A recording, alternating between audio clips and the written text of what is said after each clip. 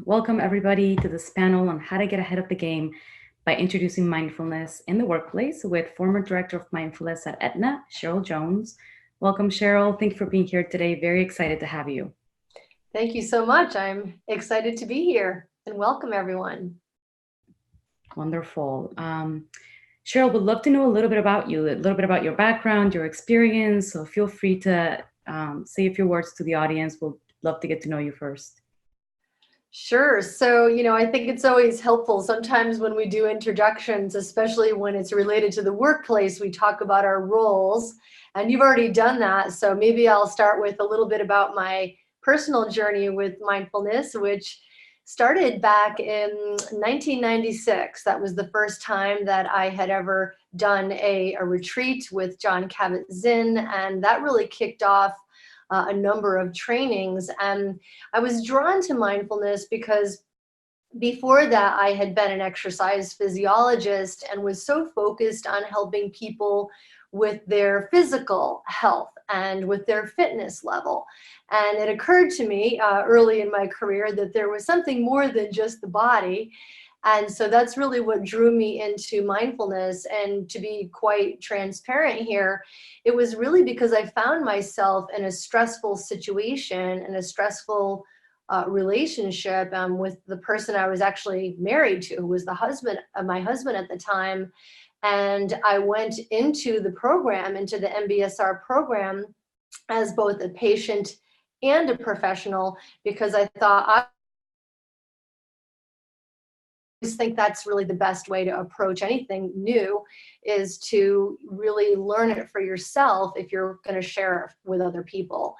And it's a good thing that I did, because my mindfulness practice helped me to get through the most turbulent time of my personal life, where I ended up going through a lot of changes in a very short period of time. Divorce, my husband was incarcerated. I ended up becoming a solo parent for a decade.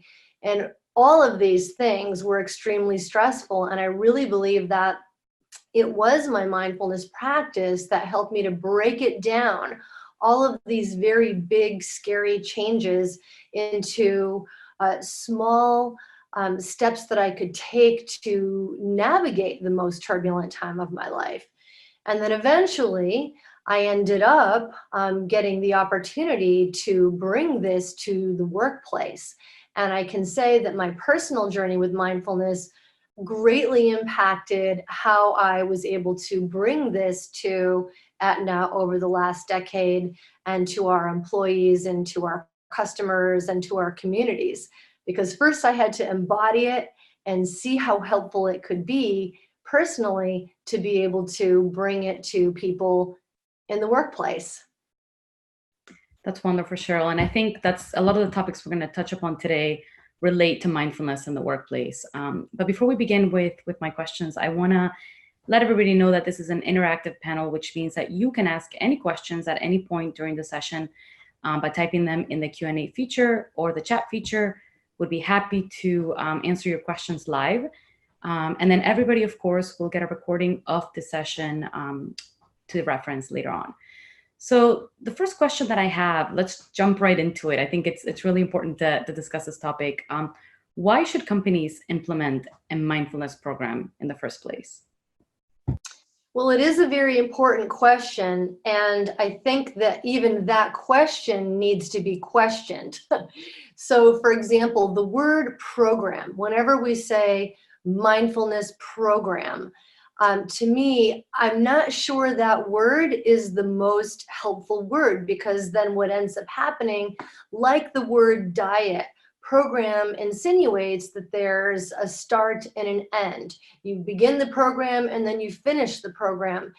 And I just believe that we need to really look at that in the workplace and think about this more in a way of not so much having mindfulness be a program, but more of a way, a different way, a higher way, a better way that we show up for work. And that means how we take care of our own selves, our own wellness, health, well-being as we go through the workday, and how we show up, how we treat other people, how we arrive at meetings.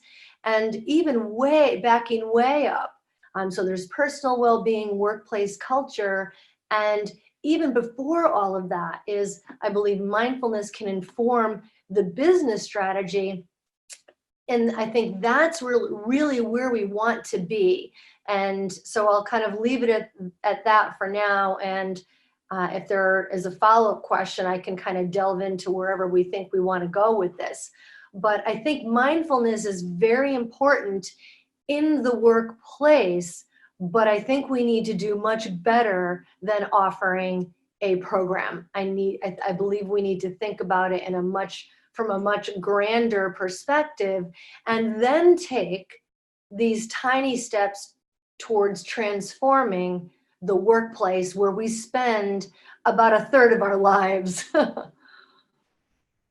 Exactly. I was just going to mention that we spend so much time at work. It's so important to have, techniques and tactics to be able to deal with stress or situations that aren't always comfortable. One thing I wanted to ask as a follow-up question to what you're saying is, I love the idea of making it a lifestyle. It sounds like it's making mindfulness sort of part of the workplace, part of your lifestyle. Is a much more efficient way to look at it, in a way. But I guess the question that I have, and I'm sure attendees here might be wondering the same thing: what is the best way to introduce mindfulness in the workplace when you haven't really had that conversation with them yet? It's a great question. And I think mindfulness does get introduced in lots of different ways, and it really depends on each organization and what their culture is and what their level of openness is. And that can be really at any level, but particularly around leadership, and folks who are managers can really be great champions of introducing mindfulness. And I think the first thing is really to spend a lot of time educating and building awareness, because I think sometimes when we get really excited about something, no matter what it is, that we just jump right in and nobody's on the train yet. We're on the train with just a couple of people, and we really want to give everybody a chance to get off the platform and get onto the train before the train takes off. So I've experienced the importance of really spending, as I said, a lot of time introducing what is mindfulness and what are the benefits of mindfulness. And if we say mindfulness is very simply the ability to be present in the moment, the one that we're in right now. Now, there's a lot more that goes along with how you actually make this a lifestyle, to your point, Lucia. And it's, so I think educating, coming up with a very simple definition that fits your workplace culture, and then being able to show people not only what it is, but how it can help us in the workplace. And most importantly, how is it relevant to the job that a person does every day? Because until we can break it down and help people see how mindfulness can help them at an individual level, then it is very hard to change workplace culture. Thank you, Cheryl. And that makes a lot of sense. I think the awareness phase, the education phase is so important when it comes to introducing something, anything really, in the workplace. So to touch upon that specific phase of education and awareness, what sort of messaging do you recommend we use for employees? Is the word mindfulness something that resonates, or can it be explained in a different way? I think that's an important topic to discuss as well. It's a great question. And again, I think it really depends on the culture. So for example, if you happen to be working in an organization that has a culture that is already very focused on employee wellness and well-being, and if there is a very clear culture strategy, and if people treat each other in a particular way, then that kind of a workplace culture is likely going to be more open to the word mindfulness versus a culture who is just maybe beginning to introduce wellness programs, doesn't really quite yet have a culture strategy that everyone is aware of, is probably going to need to consider using a different kind of a word. So mindfulness, the word mindfulness, can resonate for some people, and mindful awareness training is another kind of phrase that works for people, helping people to, stay focused on the present moment. Being that simple and that direct can be helpful. So I think it's really a conversation that, for our audience, if you think about the organization that you work in, to really discuss that. That's an important discussion to have before launching off on a marketing campaign about introducing mindfulness to a workplace, to really discuss what is the language that is going to open doors rather than close doors. And I think we're really too new at this to know, to make any blanket statements. We're still exploring this. And so I invite you to explore that, within, with your stakeholders within your company. I think that makes a lot of sense. I think tailoring language based on your company culture is really important. A question I had on introducing mindfulness or the concept or awareness, do you recommend managers introducing this concept during all hands, via email, newsletters? What is the best sort of platform to introduce this concept to employees, the first touch point that they should be using? I think it's really important that leadership introduce mindfulness, and even if they're not comfortable, because let's face it, lots of people who practice mindfulness, most of the people who practice mindfulness aren't teachers and aren't so able to articulate what mindfulness is. And so I think that sometimes, it's okay to ask for help. And I think it's very important that if a company is interested in bringing mindfulness forward, that there is at least one subject matter expert in the organization. Because if we rely on apps or online programs and other tools, and it's all outside the organization, and we don't have a person on the inside of the organization to translate it, then it's never going to really build traction, and most likely is going to get misunderstood, because people won't understand, how do I take what I learned in this app and how do I bring this to the workplace? How does it fit into my workday? So I do think that for introducing a tool, and to your point, I think it's really helpful when you have a leader who is comfortable enough to at least introduce a short mindfulness practice, or invite their internal subject matter expert to introduce it at a town hall, or an all employee meeting, or at a team meeting. And I think it's really helpful for managers. That's a really powerful way to demonstrate leadership.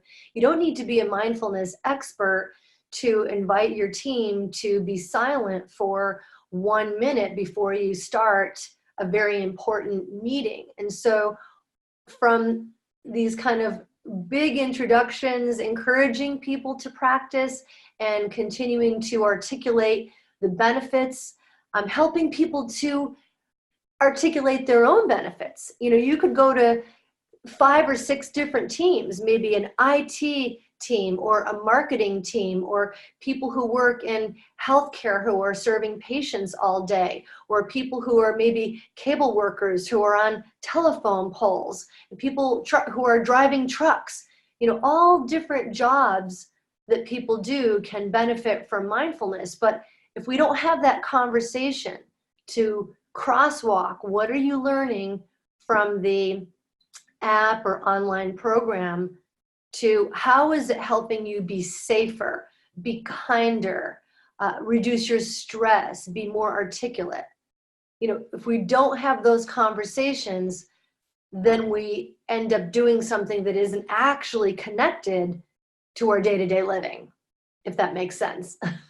Thank you, Cheryl. Yes, it definitely does. I think it all starts with that conversation that you're talking about. And before we shift to the next question, I do want to ask the audience, are there any questions that you have around mindfulness in the workplace? Is there anything that you've been meaning to ask or know about in terms of mindfulness that you'd like for us to address here today? We would love to hear those questions. Like I said earlier, you can jot them down in the Q&A chat feature or the chat box. So feel free to go ahead and let us know. So as we wait for those questions, my next question is sort of shifting gears a little bit towards performance. And it's a little bit about what kind of impact can mindfulness have on performance and ROI? What are some of the ways that you've measured how mindfulness is performing at work, or what kind of results employees are getting? It's so important. It always gets back to that data, right? And that's a really important part of the story. It's both having the qualitative and the quantitative data. We want to hear the stories of how people are being helped by developing a mindfulness practice, and we want to see measurable results.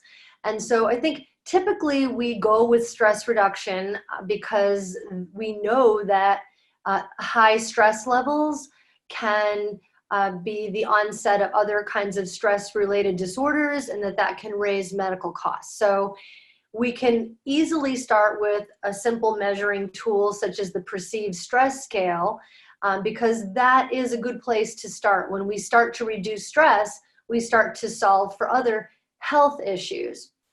There are other things we want to measure in the workplace and haven't really done that yet. Again, this is new for mindfulness in the workplace. We have some initial data that demonstrates the benefits of it, but we're really at the beginning of measuring the impact of mindfulness. And when I was working at Aetna, we did have a questionnaire and we did measure productivity improvement. And I think there's lots more that we can do. And again, it really does come back to the organization and what is the organization's mission and what is the strategy and what is important. So if it's retention, we can measure things like retention or presenteeism, absenteeism, return to work after an injury or an illness, a reduction in at work injuries. So these are all things that we need to be measuring in the future. And I believe the next decade is going to expand beyond the stress reduction, which we know makes sense. If when we're less stressed, we're able to focus better. And when we're less stressed, we treat each other better, which helps engagement and effectiveness. So we see how it works, but we still need to do more research that's meaningful. And I think it's really up to each employer to determine how are we going to know that we've succeeded with bringing mindfulness into our company and what measures are meaningful to us. Thank you, Cheryl. And that makes sense. And note on that too, data is really important when it comes to assessing if a mindfulness program is working or not. One of the things that we actually just launched at Wellness Coach by Meditation.live is an EWI, which is an Employee Wellness Index. And it allows, your team to see where they're deficient in, whether they're sleep deficient, whether they're stress deficient, emotional intelligence. And it's such a cool indicator for companies and just in general management to see where everybody is at. In order to solve problems, you need to know where the problem is, basically. So I think it's very important to have data in any program that you launch to be able to measure. So thank you for that. We do have a question here by Deborah. It's a really interesting question. She asks, how do you get your employees to stop and be mindful? I think it's a catch-22 because people are too busy and need mindfulness as stress reduction, yet we are too busy to stop. Just food for thought. So it's really interesting, and I somewhat agree. Yeah, I thank you so much, Deborah. And it's so true.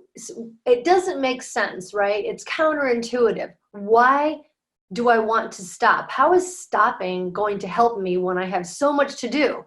How do we stop when we want to go, go, go? And so again, that's what I mean about that.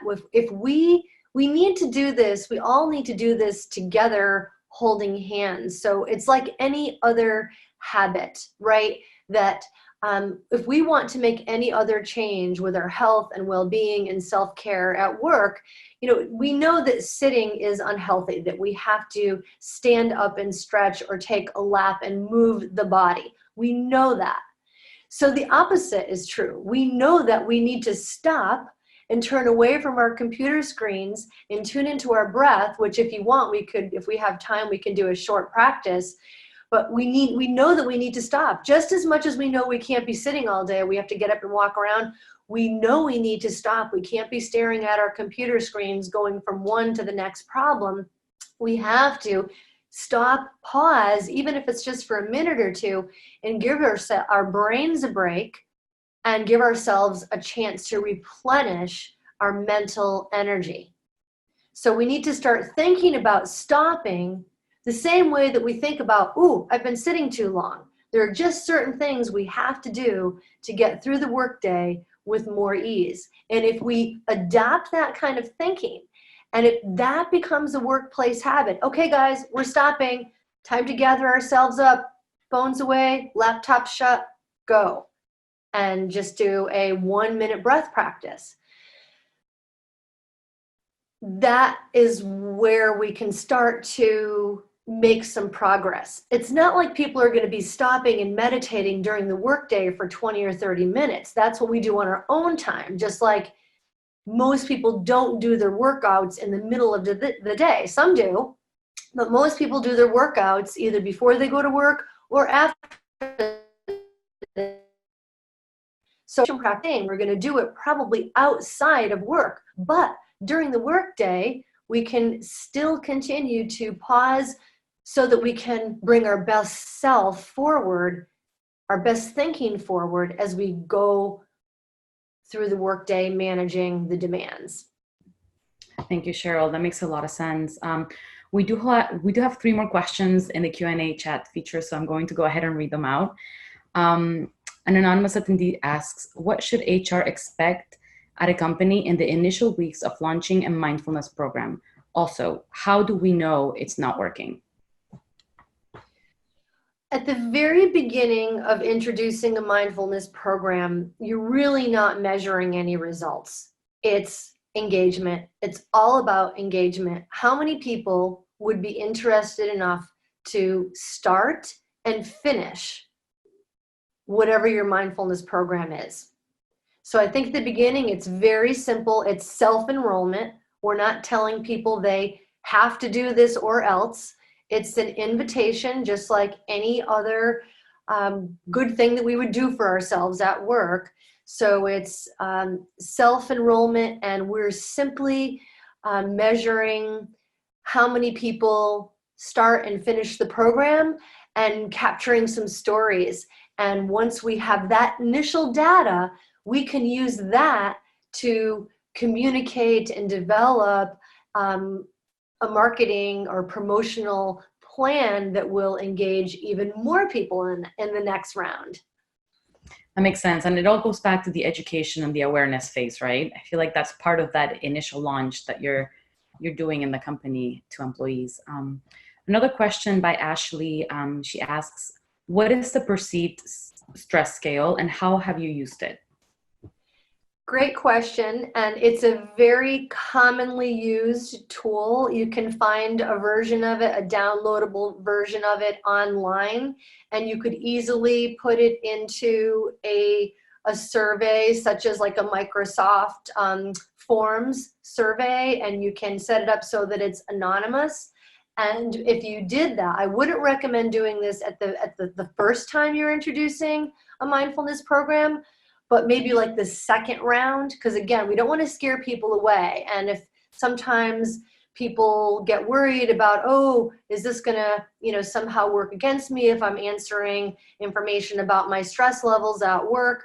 So we don't want to start that. We have to create some safety and trust first. That's why I said first start with engagement and engagement metrics and stories. And then in the next round, you could do a pre-post perceived stress scale. It's only about 10 questions. And if you do it at the anonymous level and measure those people who started and finished the programs and measure their stress, just, you're not even, you're simply noticing if, did those people who finished the whole program, did they reduce their stress level? It's that simple. You have the score from the pre, the score from the post, and now you've got some metrics to bring to leaders and say, this mindfulness initiative reduced stress. And then we get to have the conversation about why that matters as far as reducing medical costs. So if we talk about those numbers first, we usually get the funding that we need. Thank you, Cheryl. That makes a lot of sense. And it's such a great resource to have as well. So thank you for sharing that with us. Another question by Ryan. What are the most effective ways to promote and educate mindfulness resources into the office? That's another great question. And it really does depend on your workplace culture. If in your workplace, most people sit at a desk and work on a computer, then an online type of communication is going to work. Maybe you have an employee newsletter, a wellness newsletter, a culture newsletter, a strategy newsletter, whatever. So you utilize communication channels that you already have. You don't need to make a new one because people are already getting enough emails as it is.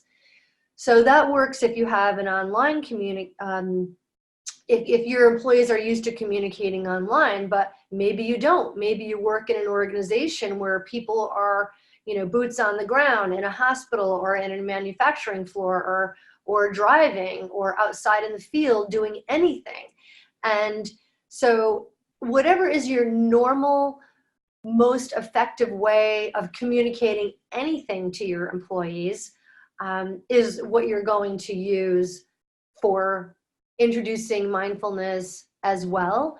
And I think that trying a few different things, so online, in person, hanging up posters in break rooms and postcards in mailboxes, try a variety of different things and see what works. It's really an experiment. It's trial and error, and it's not cookie cutter because everyone's organization is different.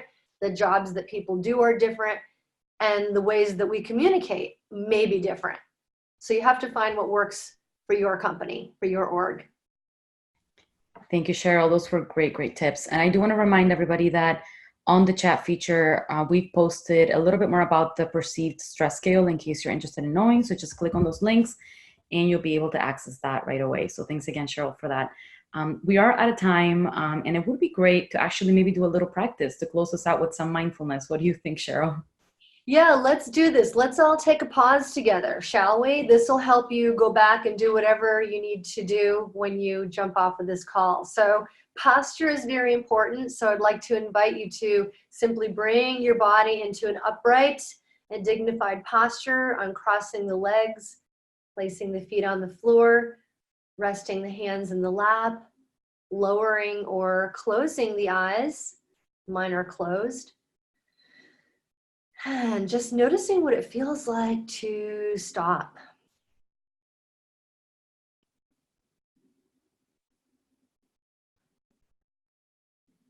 And checking in with the body. Noticing any sensations in the body, maybe feeling the feet in contact with the floor, feeling the support of the chair beneath or behind.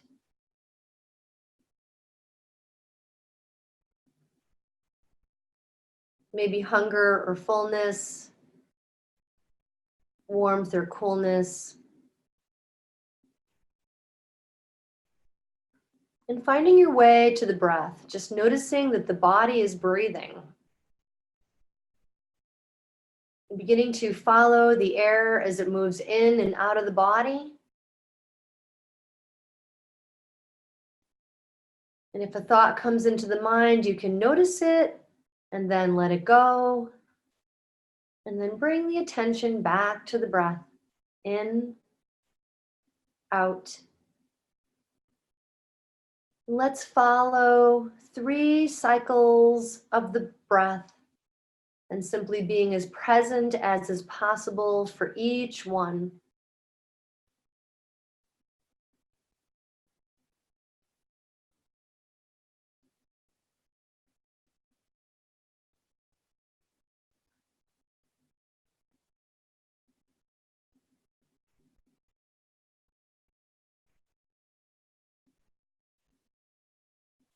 And as our practice comes to an end, gently transitioning and remembering that this place of awareness is always available to you because it's within you.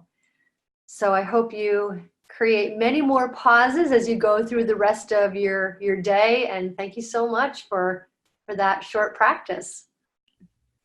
Thank you, Cheryl. And thank you, everybody else, for the great questions and for being here today and listening in. Like I said earlier, we will be sending out the recording of this panel. And if you have any questions, you can also reach out to us via email. We'll be happy to answer your questions. So thanks again, Cheryl. Thank you, everybody. And have a wonderful day. Thanks, everyone. Thank you, Lucia. Bye.